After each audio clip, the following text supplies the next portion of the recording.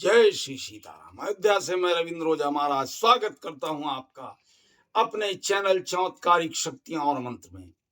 अद्भुत उपाय सम्मोहन के लिए कि आपकी वाणी में जो ऊर्जा खत्म हो गई है, समाप्त हो गई है, किसी कार्य को, किसी बात को आप किसी से कहते हैं वो स्वीकार्य नहीं करता, उसके लिए एक अद्भुत उपाय लेकर आया हूं अपने ऋषिकेश में बैठे गुरु जी के उनके गुरुमुख द्वारा।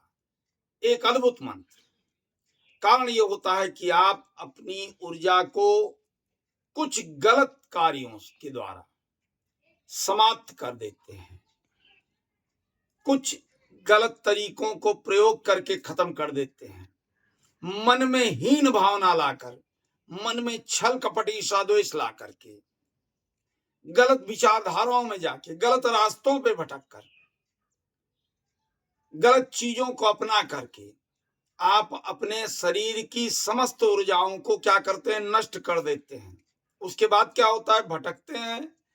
ये जो तांत्रिक मांत्रिक लुभावने बैठे हैं, मीठी वाणी वाले, अच्छे स्वर वाले, तेज स्वर वाले, इनके पास कि गुरुदेव हमारी ऊर्जा खत्म हो गई, हम किसी से कोई बात कहते कोई मानता नहीं, तो ये क्या करते हैं, आपको दे देंगे ताबीज बना करके कि इसको गले में पहनो और तुम्हारी बात हर व्यक्ति मानेगा।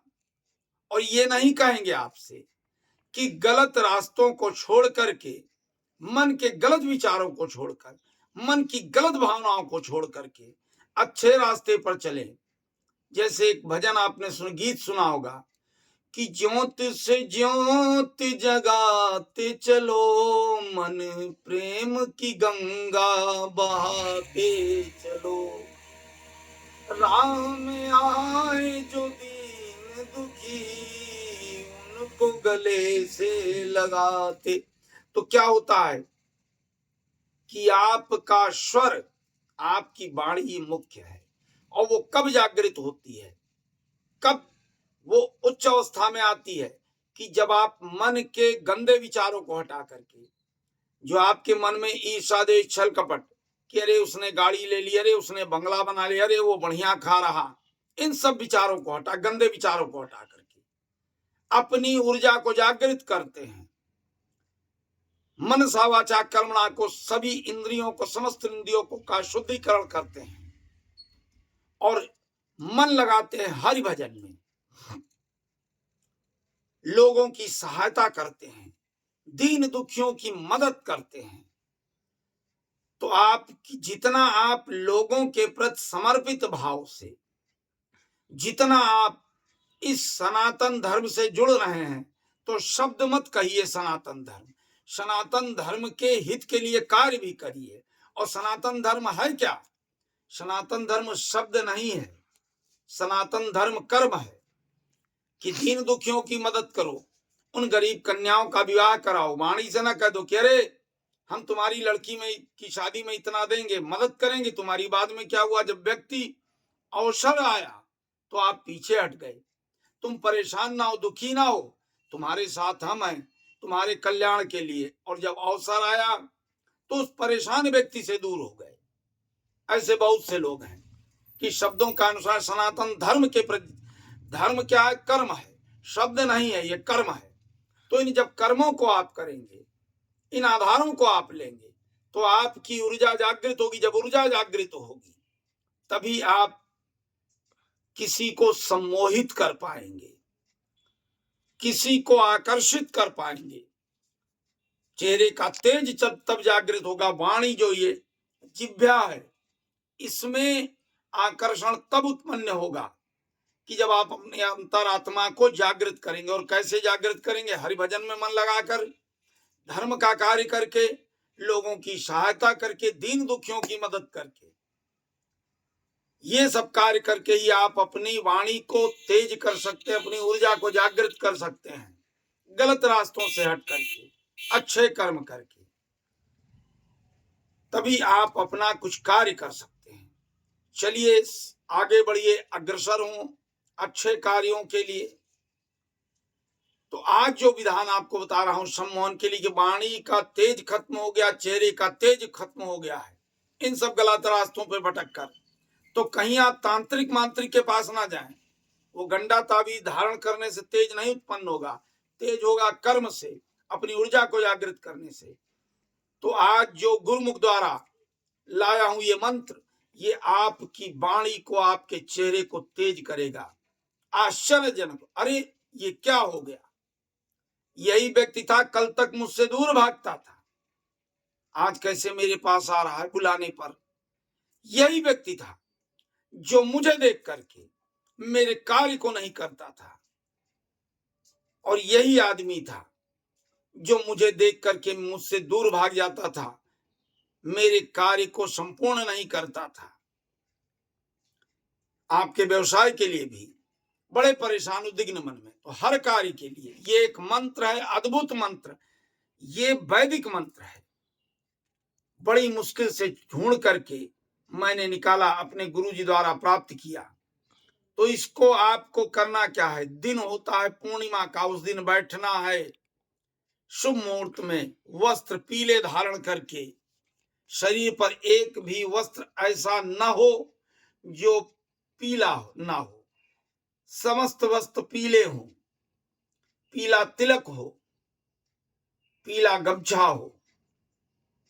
जितना आप इसमें जाएंगे उतना ही आपकी, देखिए पीले का संबंध है सूर्य से, और सूर्य जितना उच्च होगा उतना ही आपका तेज, सूर्य का तेज का आवाहन है, तेज का आकार है। क्योंकि रात्रि में तो आप कुछ देख नहीं सकते हो, जब सूर्य उदय होकर के अपनी किरणों का प्रकाश तेजी से फैलाता है तब आप कुछ देखते हैं और कार्य को करते हैं। तो आपको सूर्य के समान तेजवान बनना है, इसलिए समस्त चीजें पीली हों और बैठना है हरि के सम्मुख। भगवान विष्णु की एक फोटो लेकर उनके सम्मुख बैठना है, और केले की जड़ ले आना है बृहस्पतिवार को प्रातः काल ही, और पीले कपड़े पर सामने रखना है, हल्दी लगाना है। और ये एक मंत्र 1008 बार आपको पढ़ना है। कितना? 1008 बार इस मंत्र को पढ़ना है। तो पहले पंचोपचार विधि कर लेंगे, ओम गणानान्त्वा गणपतिग्वम, इस मंत्र का आवाहन कर लेंगे। उसके बाद शुद्धिकरण अपना करके फिर इस मंत्र का उच्चारण करना है 1008 बार। चाहे आप माला रुद्राक्ष की लें, तुलसी की लें, कोई भी माला लें, या यूं ही गिनती करें, लेकिन 1008 मंत्र होना चाहिए, और समस्त ऊर्जा को एकाग्र करके। तो प्रथम क्या करना है? आपको बैठ करके ओम का उच्चारण करना है। ओम का उच्चारण करने के लिए हस्त मुद्राएं यूं होंगी ऐसे, और बोलना है ओम।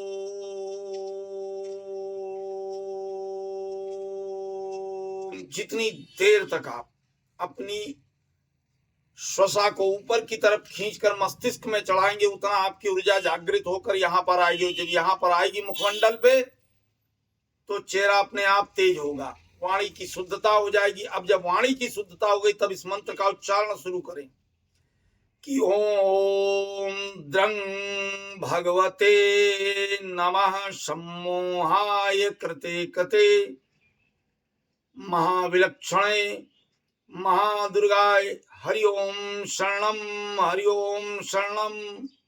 मंत्र के आखिरी में 2 बार बोलना है, और इस मंत्र को 1008 बार जब आप कर लेंगे तो आपको बीच में ही ऐसा महसूस होगा जैसे आपके शरीर में एक तेज उत्पन्न हो रहा है, और सारी मुद्राएं आपकी जागृत हो रही हैं। एक एक रोम छिद्र आपका खुल जाएगा, समस्त रोम छिद्र खुल करके आपके चेहरे पे एक लालिमा आ जाएगी, और हल्का सा कंपन होगा। वो कंपन ही आपको दर्शाएगा कि आपके शरीर में शुद्धता आ चुकी है और तेज विद्यमान हो चुका है, वाणी आपकी प्रखर हो चुकी है, नेत्र आपके प्रखर हो चुके हैं।